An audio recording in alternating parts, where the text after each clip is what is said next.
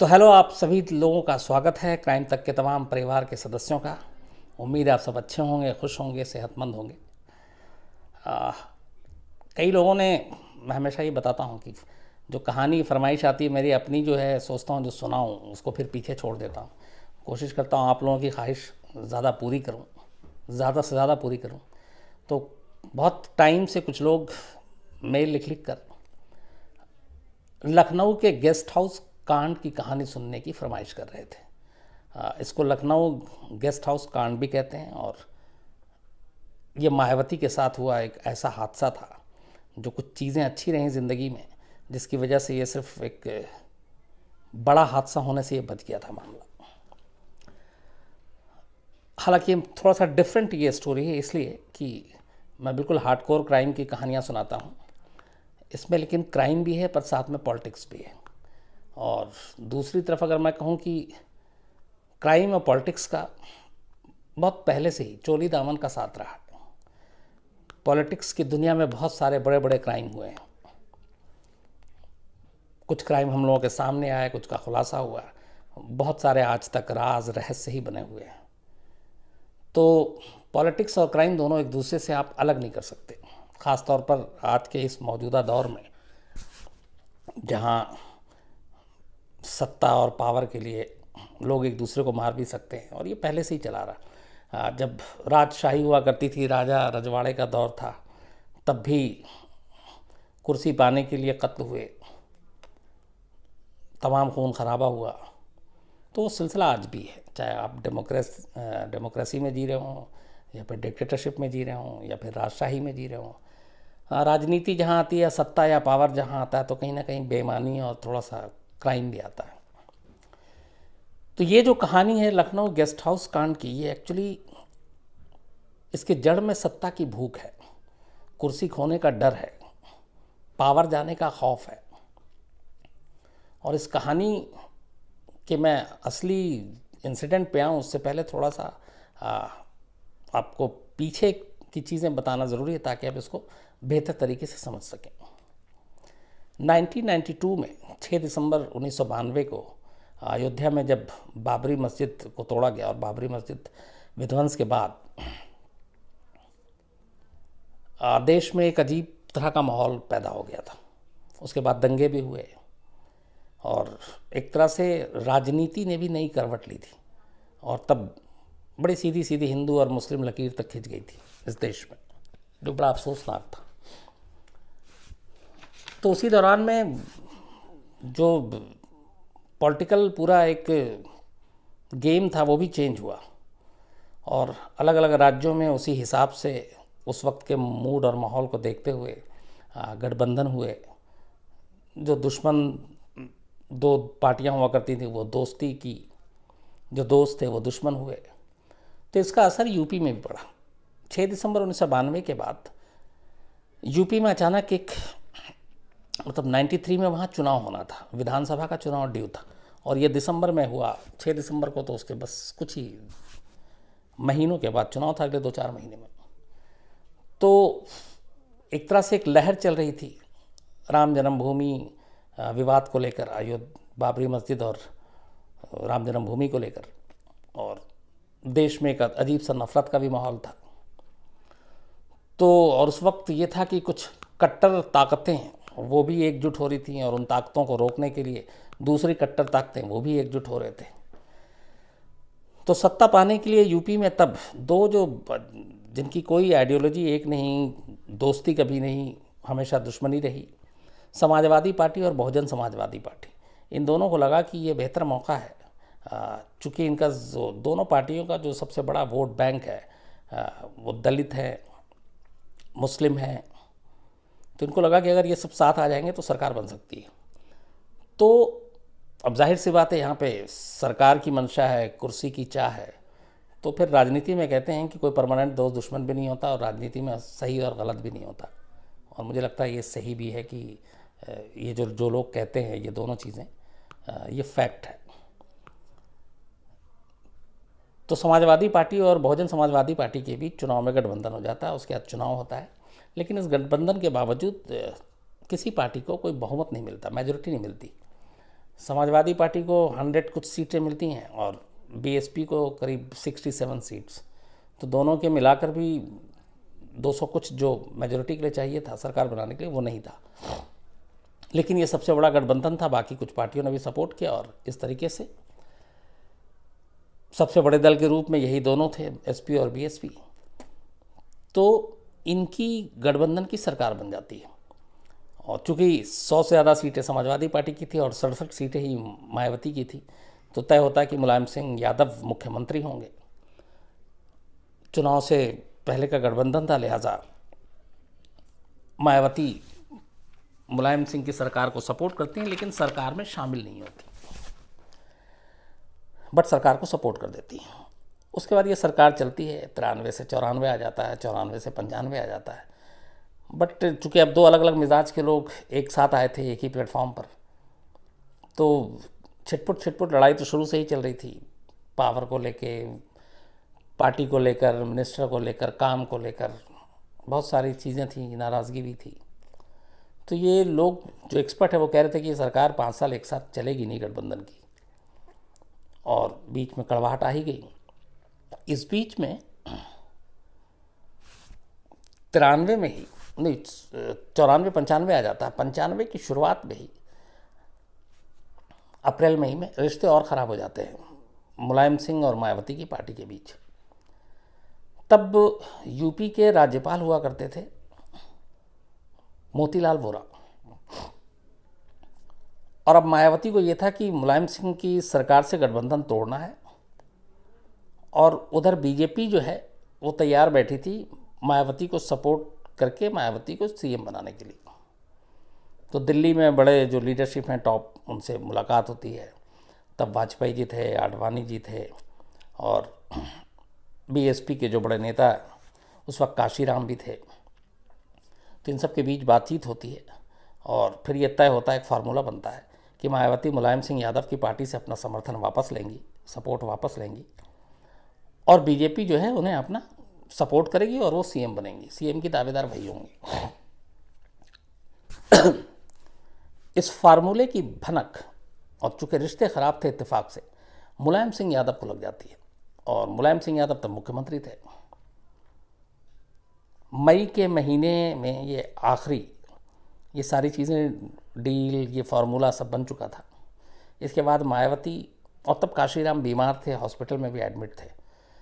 मायावती इसके बाद दिल्ली से लखनऊ जाती हैं 2 लेटर लेकर। एक लेटर में लिखा होता है कि समाजवादी पार्टी सरकार से वो अपना समर्थन वापस ले रही हैं, और दूसरा लेटर था जो बीजेपी की तरफ से था कि हम मायावती को सपोर्ट करेंगे सरकार बनाने, मायावती मुख्यमंत्री होंगी। समझौता दिल्ली में होता है, लेकिन खबर लखनऊ तक पहुंच जाती है, मुलायम सिंह के कानों तक जाती है। उधर एसपी खेमे में हड़कंप मच जाता है। अब जाहिर सी बात है कि वो एसपी को मालूम था सरकार गिर रही है, तो किसी तरह जोड़ तोड़ बातचीत की कोशिश होती है, लेकिन मायावती पहले से ही मन बना चुकी थी, उन्होंने कहा आप सपोर्ट नहीं करेंगे। इस बीच में मुलायम सिंह और एसपी, ये तमाम जो लोग हैं उनके, ये सब बीएसपी को तोड़ने की कोशिश करते हैं। 67 सीटें थी, 67, लेकिन एक वही था कि आप इसमें से कम 1/3 एमएलए अगर एक साथ नहीं टूटते हैं तो उन सब की सदस्यता रद्द हो जाएगी, जो एंटी डिफेक्शन लॉ है शायद, जिसके तहत। लेकिन फिर भी एसपी कोशिश करती है, और एक जो बीएसपी के बड़े नेता थे राज बहादुर, वो 12 एमएलए बीएसपी के लेकर मुलायम सिंह के सपोर्ट में चले जाते हैं। लेकिन यहाँ 12 थे, अब 67 एमएलए का 1/3, करीब 20 तिहाई 60, मतलब चाहिए होगा करीब 20-25 सीटें, और ये 12 थे। तो सरकार ये सपोर्ट कर नहीं सकते थे, क्योंकि एंटी डिफेक्शन लॉ के तहत ये फिर सारे अयोग्य ठहरा दिए जाते, और इनकी जो एमएलए थे वो एमएलए का इनका वो भी छिन जाता। तो और कोई रास्ता नहीं था, बातचीत के दरवाजे बंद हो चुके थे। सिर्फ 12 एमएलए जो है राज बहादुर के, वो बीएसपी से बागी होकर उधर पहुंच चुके थे, बाकी एमएलए की तलाश थी।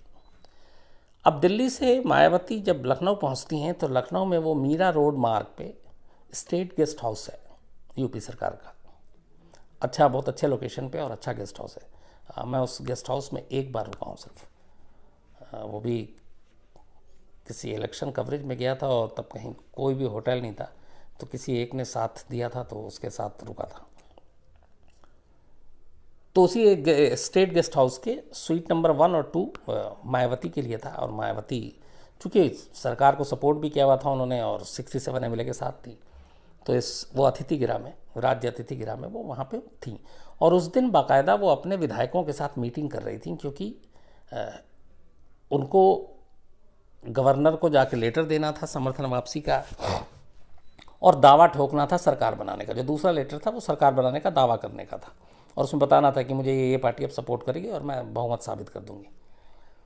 तो उसके लिए सारे एमएलए को वहाँ इकट्ठा की हुई थी।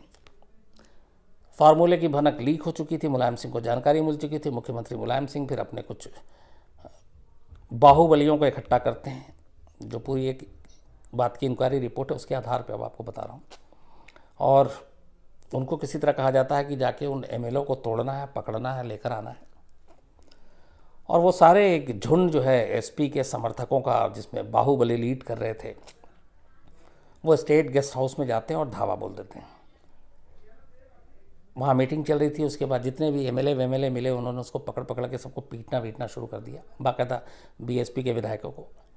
5 विधायकों को, बाकी जिसको मौका मिला वो भागा गेस्ट हाउस से। 5 विधायक हाथ में आ गए, इनको गाड़ियों में डाला गया और सीधे सीएम ऑफिस ले जाया गया। उन सबसे कहा गया कि तुम ये पेपर पे साइन करो कि तुम मुलायम सिंह की सरकार को सपोर्ट करोगे। और ये अब उनकी डर से हालत ये थी कि बेचारे कई ने तो ब्लैंक पेपर पे ही साइन कर दिया। खैर, इधर बाकी उत्पात जारी था गेस्ट हाउस के अंदर। मायावती को तब तक शोर शराबे और हंगामे से पता चल गया कि यहाँ पे कुछ गड़बड़ है। फिर उनके लोगों ने बताया कि एसपी के कार्यकर्ता और बाहुबली जो है वो बहुत गुस्से में घुसे हुए हैं और सारा तोड़ फोड़ कर रहे हैं, तो आप अपने कमरे से बाहर बंद करिएगा, आपकी जान को खतरा है। तो मायावती ने 1 नंबर स्वीट में थी, अपना रूम अंदर से लॉक कर लिया। उनके साथ कुछ और उनके ख़ास लोग थे। दरवाज़ा वरवाज़ा पीटना शुरू हो गया। तो अंदर से जितने सोफ़े और बाकी चीज़ें थी, क्योंकि बाकायदा इतना ज़ोर ज़ोर से पीटा जाता, लग रहा था कि दरवाज़ा तोड़ दिया जाएगा, तो वो सारी चीज़ें दरवाजे के साथ लगाई गई ताकि दरवाज़ा खोलने में आसानी ना हो। और मायावती अंदर से लगातार पुलिस को, जिन जिन को अपने तमाम फ़ोन कर रही हैं, लेकिन कोई मदद के लिए नहीं आ रहा है। अब ये था कि बस कुछ भी हो सकता है, उनकी जान भी जा सकती है, कुछ भी हो सकता है। अच्छा, इससे पहले जब कुछ लोग थे तो मायावती जब घुसे थे और जब मीटिंग चल रही थी तो एसपी के कार्यकर्ताओं ने बाकायदा मायावती के साथ धक्का मुक्की की, गाली गलौज की, उनके कपड़े फाड़े और तभी उनके फिर समर्थक उनको किसी तरह वहाँ से घसीटते हुए, बचाते हुए लेकर 1 नंबर स्वीट के अंदर डाला उनको और दरवाज़ा बंद कर लिया। अगर वो हाथ लग जाती तो फिर आगे पता नहीं क्या क्या होता। तो खैर, दरवाज़ा इधर पीटा जा रहा है, वो लगातार मदद के लिए सबको फ़ोन मिला रही हैं, पुलिस को, एसएसपी को, डीजी को। बट कहते हैं कि जब सीएम का ही सीधे आदेश है तो कौन मदद के लिए आगे आएगा।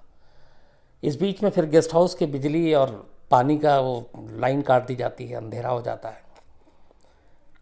वहाँ पे उस वक्त के एसएसपी ऑलरेडी मौजूद थे गेस्ट हाउस में,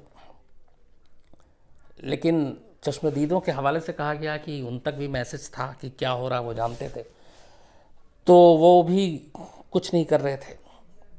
बल्कि ये कहा गया कि वो लगातार बस सिगरेट पीकर धुआं उड़ा रहे थे।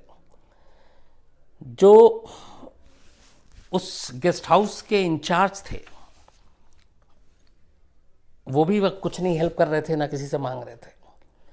लेकिन वहाँ पे 2 पुलिस अफसर थे जो चूँकि मीटिंग चल रही थी और सुरक्षा में हमेशा होती है। एक वीआईपी पुलिस के एसएचओ हुआ करते थे, वो मौजूद थे, और एक, चूँकि ये गेस्ट हाउस हजरतगंज थाने के तहत आता तो वहाँ के एसएचओ वहाँ पे मौजूद थे।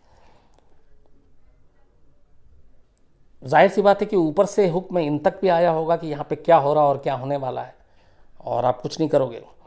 लेकिन इन दोनों ने अपने फ़र्ज़ को निभाना ज़्यादा ज़रूरी समझा। हजरतगंज के एसएचओ जो तबके थे और वीआईपी थाने के एसएचओ, वीआईपी के जो एसएचओ थे, इन लोगों ने ऊपरी आदेश को अनसुना किया। इनको लगा कि यहाँ पे कुछ भी बड़ा क्राइम हो सकता है, तो उन्होंने अपना फ़र्ज़ निभाते हुए बाकायदा एसपी के जो बाहुबली और कार्यकर्ता थे उनको धकेलना शुरू किया, उनको भगाना शुरू किया। उनका देखी देखी कुछ और नीचे के पुलिस वालों ने भी मदद करनी शुरू की। इस बीच ये मैं मैसेज भी भिजवाया कि मायावती को कि मैडम आप दरवाज़ा तब तक मत खोलेगा जब तक हम लोग ना कहें। उन्होंने बताया हम पुलिस वाले हैं। ये इधर भीड़ बढ़ती जा रही थी, मदद मिल नहीं रही थी। तभी कहते हैं कि एक उस वक्त बीजेपी के बहुत पावरफुल नेता थे ब्रह्मदत्त द्विवेदी। तो ब्रह्मदत्त द्विवेदी जो हैं वो मायावती को अपनी बहन मानते थे और मायावती उनको भाई मानती थी। और ये जो हैं ये फर्रुखाबाद से के थे और फर्रुखाबाद से ही चुनाव लड़ते थे। तो ब्रह्मदत्त द्विवेदी को जब ये बात पता चली तो वो वहाँ पहुँचे और उन्होंने जाकर मायावती को बचाने की कोशिश की। इस बीच में जब ये हंगामा हो रहा था तो ये बात मीडिया तक भी पहुँच गई और मीडिया के लोग भी स्टेट गेस्ट हाउस के गेट पे खड़े हो गए।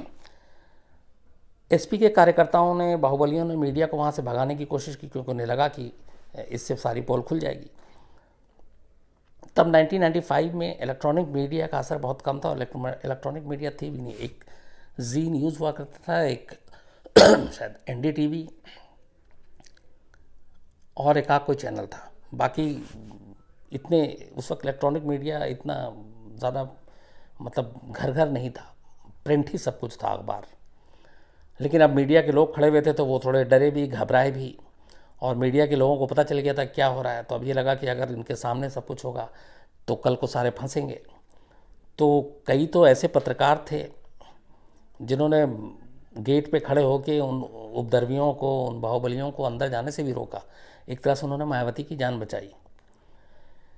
इधर ब्रह्मदत्त द्विवेदी भी वो लाठी अच्छा चलाते थे तो उनको कहीं से डंडा मिला, वो डंडे के बल पे उन्होंने बहुत सारे लोगों से अकेले लड़ाई लड़ी और उनको भगाया, खदेड़ा। इस बीच में ये बात फिर लखनऊ के डीएम तक पहुंची। डीएम वहाँ से पहुँचे। डीएम के साथ साथ फिर ये गवर्नर हाउस तक बात पहुंची। मोतीलाल वोरा गवर्नर थे। अच्छा, आगे क्या होना ये मोतीलाल वोरा को मालूम था कि ये समर्थन वापसी के बाद कौन मुख्यमंत्री बनेगा, तख्ता कैसे पलट होगा। तो उन्होंने फ़ौरन अपने पावर का इस्तेमाल किया, पुलिस को अलर्ट किया, फिर फोर्स भेजी। तो इन सारी चीज़ों में बहुत लेट हो गया था, रात हो गई थी, लेकिन खैर पुलिस सब आई। और उसके बाद इधर दो ये एसएचओ अपनी जान पे लगे हुए थे, ये ब्रह्मदत्त द्विवेदी उधर। धीरे धीरे करके इन्होंने सबको खदेड़ना शुरू किया और उसके बाद एक एक कर जिसको पकड़ सके पकड़ा, जिसको मार के भगा सके भगाया। तो कई घंटे की मशक्क़त के बाद वो सारे वहाँ से भागे। अब पुलिस ने जो है ईमानदारी से काम किया उसके बाद और गेस्ट हाउस पे फिर अपना कब्ज़ा किया। आखिर में फिर लोग जाते हैं स्वीट नंबर 1 के बाहर से आवाज़ देते हैं मायावती को कि मैडम अब सब कुछ कूल है, पीस है, सब चले गए हैं, आप दरवाज़ा खोलिए, बाहर आइए। लेकिन कहते हैं उसके बावजूद भी कई मिनट तक मायावती ने दरवाज़ा नहीं खोला क्योंकि उन्हें लगा कि ये साजिश है, दरवाज़ा खोलते उन्हें मार दिया जाएगा। खैर जब बाद में फिर दरवाजे के बाहर से फिर फ़ोन से बातचीत होती है और जब भरोसा दिलाया जाता है, फिर उन्हें अपनी भरोसेमंद आवाज़ सुनाई जाती है, तब मायावती दरवाज़ा खोलती हैं। उसके बाद पुलिस उनको अपनी कस्टडी में सुरक्षित ले जाती है और इस तरीके से मायावती की जान बचती है। वरना जो हालात थे उसमें यह था कि शायद उस दिन कुछ भी हो सकता था मायावती के साथ। इस कांड ने मायावती को इतना ज़्यादा डरा दिया, इतना ज़्यादा गुस्सा दिला दिया कि उसके बाद फिर हमेशा उनकी मुलायम सिंह के साथ कभी रिश्ते अच्छे नहीं हुए। अगले दिन 3 जून 1995 को उन्होंने वो लेटर दिया राज्यपाल मोतीलाल वोरा को, गवर्नर को, समर्थन वापसी का और साथ में सरकार बनाने का दावा ठोका। गवर्नर ने फ़ौरन दोनों लेटर एक्सेप्ट किए और 3 जून 1995 को ही मायावती को मुख्यमंत्री पद की शपथ दिलाई गई। मुख्यमंत्री बनने के बाद मायावती ने बहुत सारे फैसले लिए। एक, उन्होंने जो ऑर्डर पास किया इस गेस्ट हाउस कांड की जांच के लिए, और इसके लिए उन्होंने बाकायदा जो सीनियर आईएएस अफसर थे रमेश चंद्रा यूपी के, उनकी लीडरशिप में, उनकी नेतृत्व में एक कमेटी बनाई गई बाद में जांच के, जब उन्होंने ऑर्डर दिए। और रमेश चंद्रा कमेटी ने फिर इसमें अपनी रिपोर्ट दी और इस रिपोर्ट में मुलायम सिंह यादव समेत कुल 74 लोगों के खिलाफ नामजद मुकदमा दर्ज कराया गया। इन 74 लोगों को मुलायम सिंह समेत दोषी पाया गया, दोषी करार दिया गया इस कमेटी ने अपनी रिपोर्ट में। इसके बाद वो दिन है और आज का दिन है, 95 से लेकर ये 18 है, 18 और 5 23 साल। मुलायम सिंह के लिए वो जो गुस्सा है वो मायावती के दिल से कभी नहीं निकला, कभी नहीं गया। थोड़ी सी तब्दीली अब हाल में जब देखने को मिली, जब अभी बाई इलेक्शन हुए थे जिसमें मुलायम सिंह के बेटे अखिलेश यादव जो यूपी के एक्स सीएम भी हैं, उनके साथ उन्होंने 3 जगह पे एसपी और बीएसपी ने एक साथ चुनाव लड़ा, तीनों जगह पे जीते भी वो। और अब ये भी कह रहे हैं कि शायद आगे भी ऐसा गठबंधन हो, लेकिन इसके पीछे भी कहते हैं कि अगर मुलायम सिंह डायरेक्ट अभी भी एसपी का कमान संभाल रहे होते और वही सबसे सर्वे सर्वा तब फ्रंट के ही लीडर होते तो शायद मायावती कभी समझौता नहीं कर सकती। और इसकी वजह यही है, वो गेस्ट हाउस कांड जिसको मायावती न कभी भूल पाई और शायद न कभी भूलेंगी। और इसके बाद जो एक चीज़ और हुई, जो ब्रह्मदत्त द्विवेदी थे जिन्होंने मायावती को उस रात जाकर बचाया, जबकि वो बीजेपी के थे लेकिन इनके रिश्ते शुरू से भाई बहन के थे। 1 साल के बाद ही ब्रह्मदत्त द्विवेदी की फर्रुखाबाद में उनके घर के करीब ही गोली मारकर उनकी हत्या कर दी गई। और उनकी हत्या के लिए एक वहाँ के एक दबंग नेता हैं विजय सिंह, उनके ऊपर गया कि इन्होंने हत्या करवाई है, और फिर विजय सिंह को गिरफ्तार भी किया गया। 1997 में इनका ब्रह्मदत्त द्विवेदी की घर के नज़दीक ही गोली मार के हत्या कर दी गई थी। फिर लोअर कोर्ट ने 2003 में ब्रह्मदत्त द्विवेदी के मर्डर के लिए विजय सिंह को दोषी ठहराया और उम्र कैद की सज़ा दे दी।